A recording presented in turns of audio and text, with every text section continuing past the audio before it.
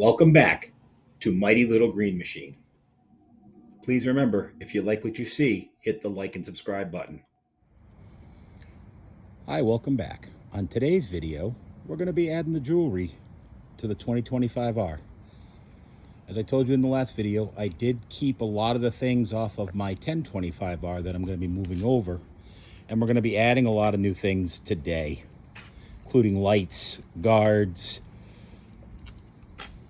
the light guards for the tail lights. You can see I've already put the mirrors on, and I will put links to all these things on the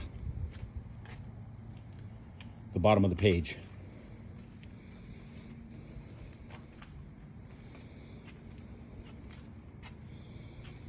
Here's the other mirror.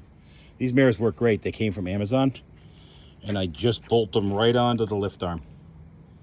Right out of the box. There's a bracket that comes to put around a handlebar or something. I took that off and bolted it right on.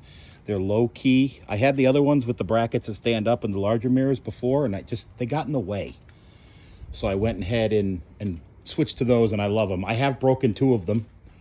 One when I was moving snow and one when I was working at someone's house, but they're fairly inexpensive, so I just buy another one and replace it.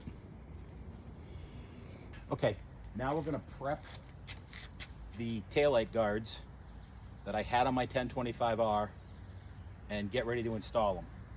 Originally I had lights on both sides facing rear and back, and they worked well. The problem I had was that they interfered with the pin for the ROPS, and where I have to put my ROPS down every time I put it in the garage, it kind of made it a pain in the neck. So I'm going to be installing a completely different solution today.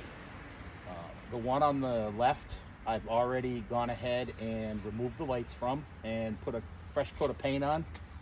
I use the John Deere paint. It's a little bit more expensive. It's about $14 a can, but it matches perfectly. I have it in the green, the yellow, and also in the black. But it lasts a long time. This is my first can of black, and I've used it a lot on my other tractor. I'm big on cleaning up scratches and nicks and things like that. This paint dries hard, and it matches really well. Matter of fact, the green, I repainted my whole bucket, except for the inside, on the 1025R, and even using that in the dirt and stuff, the paint actually stayed on the sides.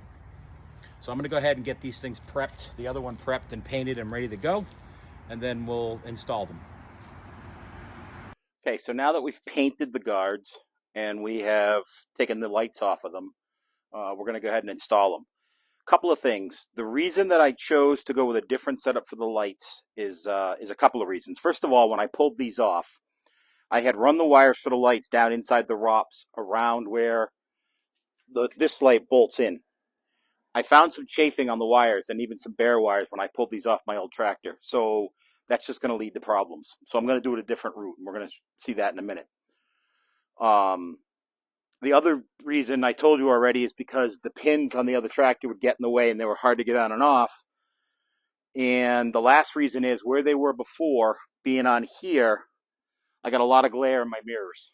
So the lights worked really well, lit up everything very nice, but it was kind of hard to see. So I'm going to do this by hand, not with my gun, just because these are plastic.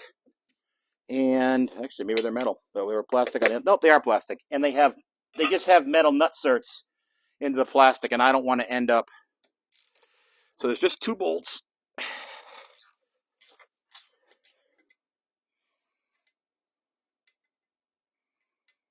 And honestly, I don't even have to take these all the way off because that's got a split in it.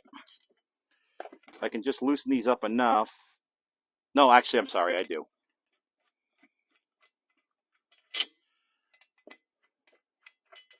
So both bolts are the same size. You don't have to worry about mixing them up. And then this just comes off. So there's your wires for your hazards, blinkers, and brake lights. This is where I had originally run the wires for my auxiliary lighting, and like I said, that was causing a chafing problem. Now, these weren't that expensive. I actually bought these on eBay. I have banged the heck out of them. They have saved my lights. I cannot tell you how many times. And I know some of you are saying, okay, but why did you paint them? Since they're just going to get scratched and beat up anyway. I'm particular that way. You know, we pay a lot of money for these machines. I like to keep them looking as new as possible, so that's why I painted it. I know I'm going to scratch it back up, but to be completely honest, I'll touch them up again. So On here, these open. And that's how we get around the wires. So I'm just going to go ahead and slip this on and slip it around the wires. Then we're going to take the first bolt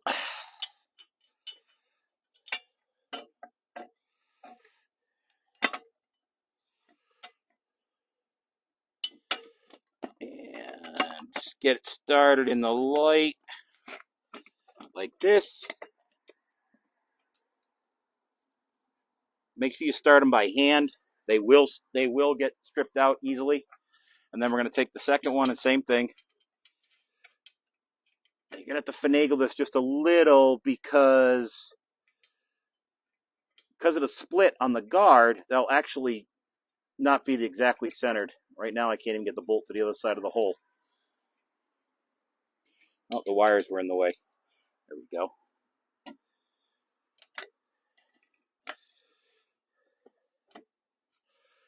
Then I'm going to find the hole for the light and start that bolt.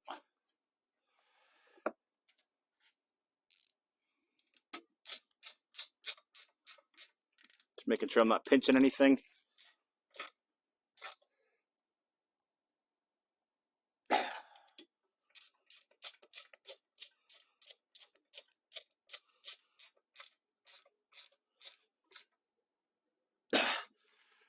And that's how you do that. Now we'll just do the other side.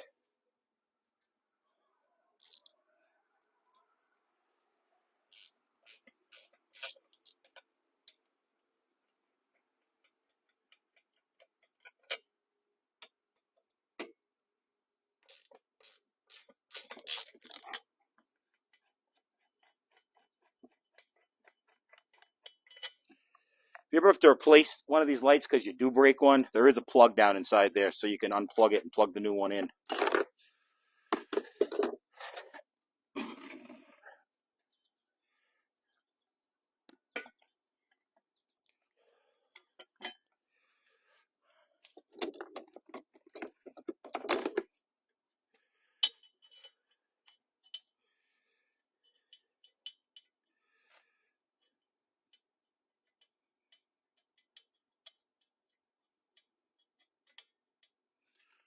Oh, there we go. Sometimes this is tough when you got to line so many different things up.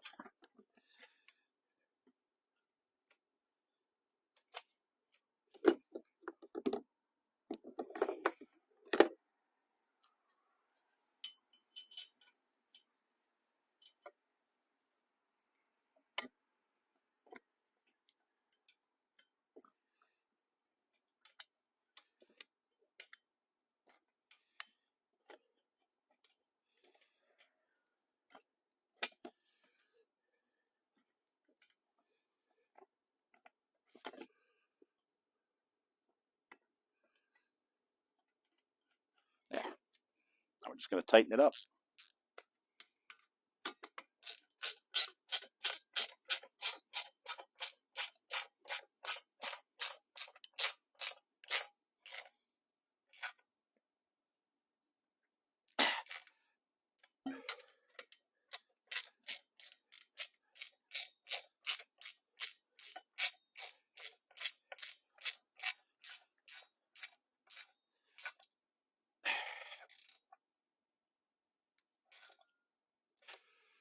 Okay, and it's just that simple. So that's one more thing that we're done with. Okay, next we're going to add the metal guard for the hydraulic lines on the front of the loader. When I ordered this, and I got this from 511 Designs, I didn't have the tractor yet. And what I didn't realize is on the 1025R, at least the one that I had, the plate was plastic. And on the 2025R that I now have, it actually is steel. The other thing I liked about this is this bracket here replaces this for the for the 3-point hitch. Now this worked fine. It's from Summit Hydraulics, and I'm going to be reinstalling it onto this tractor, but it slid around and stuff, so this is going to hold it more firm and hold the valves where I want them. So I wanted to go to this. Well, when I initially looked at the new tractor and saw that It had the metal bracket. I thought about just drilling some holes in that and using this piece so that I could make those more secure. But as I looked at it, the 511 piece is actually beefier and it covers more and protects more.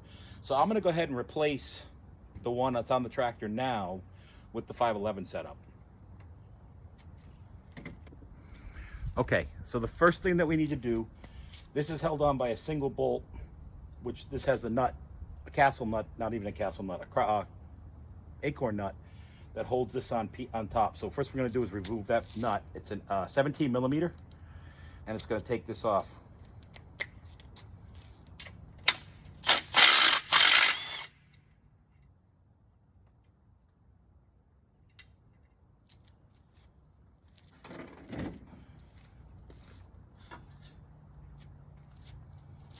Okay, so you can see this is the 511 piece. This is the piece that came off. You can see how much beefier the 511 piece is. The only thing is now, what holds this on is that acorn nut. Well, it's an actual stud that's welded to the frame on the loader. So what I'm gonna have to do is drill a hole in the 511 piece so that it clears that stud. Just gonna double check the fit first to make sure that's what I gotta do.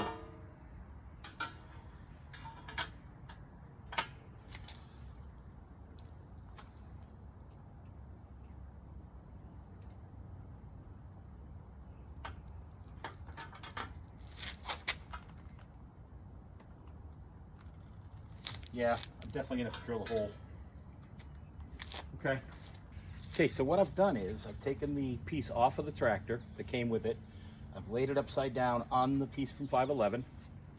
I've measured it so that I know that it's centered front to back and side to side, and now I'm just gonna go ahead and mark the hole.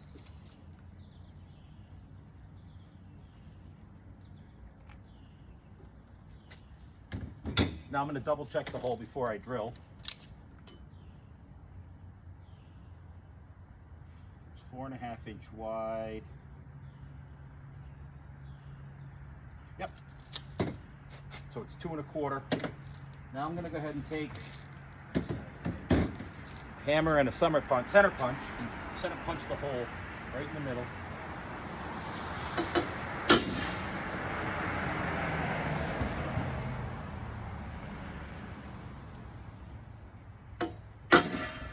If you don't have a center punch, you can get them very inexpensively at a Harbor Freight or anything like that. And then I'm going to use what they call a step bit. And the reason they call it a step bit is because it's different sizes. And what you do is you drill down to the size you want. There's usually 3 sizes in a kit. This is the smallest one. And so I'm going to go ahead and take this and drill this hole.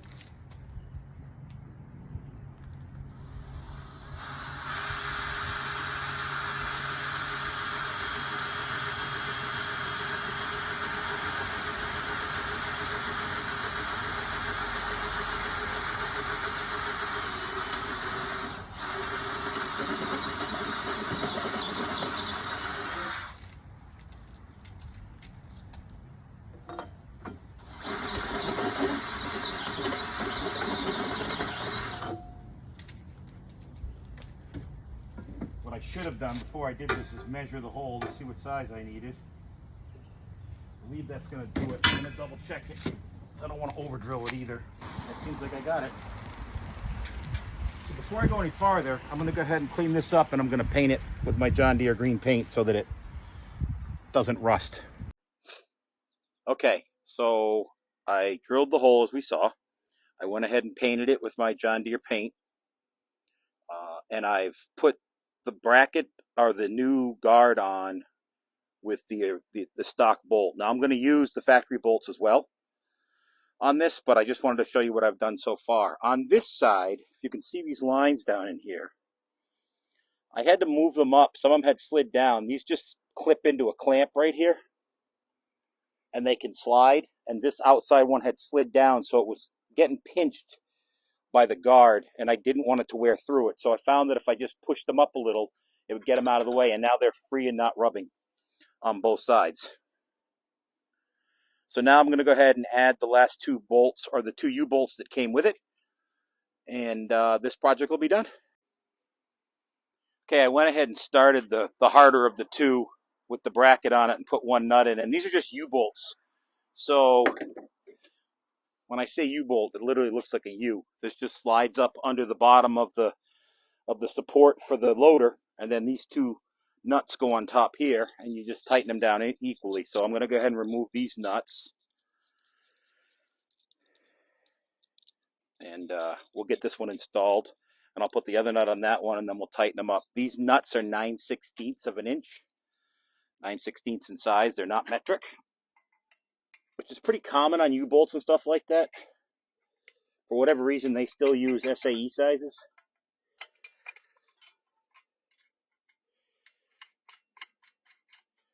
There are no washers with this kit. This is exactly how I took it out. But this is pretty rugged, so now let me add the other nut to this side.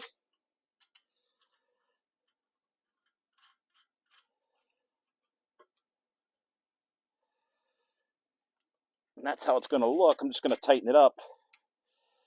I'm going to do these by hand with a ratcheting wrench, with a gear wrench, because I don't want to over tighten them.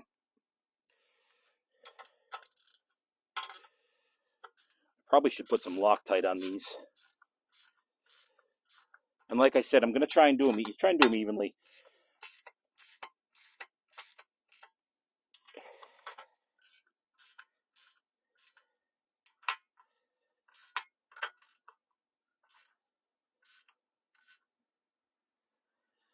I'm not going to go nuts on them. I probably, and I'll see how this works out, I may end up adding Loctite to these, depending on how they hold up.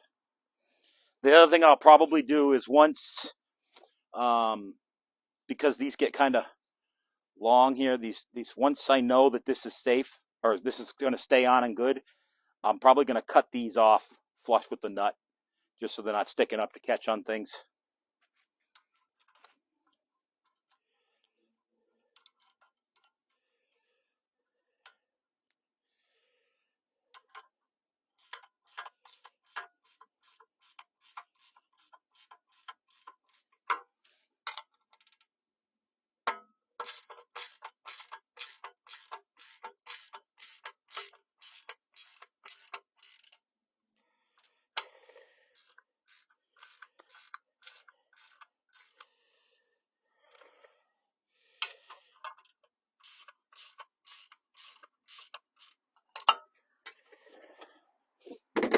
And I'm just going to see if I can tighten this nut at all more. Oh, now this tightened down. So what I'm going to do, I hadn't put the washer on there because it was kind of tight, but now that it's sitting right, I'm going to go ahead and add the washer back on. This was the factory stud that's welded to it that I drilled the hole for. So in this case, it actually adds even more strength and rigidity to this, but this is a nice looking piece. It's good and solid. It's going to go ahead and protect these lines much better than on the 1025. Like I said, the 2025 came with a metal one. I showed you that, and it's much stronger. But this one gives it more protection. It covers more, and I'm able to add this. This is going to be really nice. These won't move anymore. They look better, and they'll hold up better, and they'll be a little more protective.